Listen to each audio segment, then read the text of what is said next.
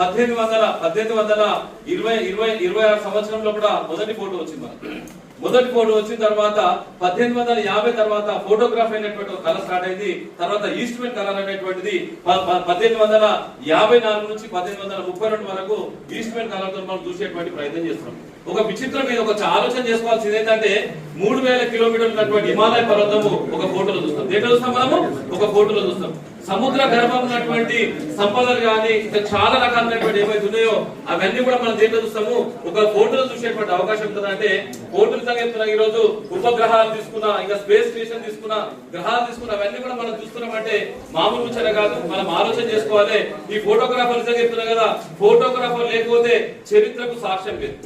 చరిత్రకు సాక్ష్యమే లేదు. ఎందుకంటే ఫోటో చూస్తే 100 పదాలను కూడా ఒక ఫోటోలో చూసేటువంటి అవకాశం ఉంటుంది. ఎందుకంటే అలా మన మొత్తంగా ఇప్పుడు చూసినా మన సుమారు ఒక 250 ఫోటోస్ ఉన్నాయి. ప్రతి ఫోటోలో ఒక నైపుణ్యం అనేది, అక్కడ జీవన విధానము, వాళ్ళ యొక్క స్థితిగతులు, వాళ్ళ యొక్క పరిస్థితులు, వాళ్ళ ఆలోచన విధానం చేయడం అంటే నిజంగా చెప్తున్నా కదా, ఫోటోగ్రాఫ్ అయినటువంటిది ఓర్పు నేర్పుండాలి, సృజనాత్మకమైనటువంటి ఆలోచన చేసేటువంటి శక్తులను మాత్రమే ఫోటోగ్రాఫర్ అయితే. ఇంకో విచిత్రం, రోజు చిన్నపిల్లలు పుట్టినటువంటి పాప కూడా ఏదో ఫోటో తీస్తున్నారు.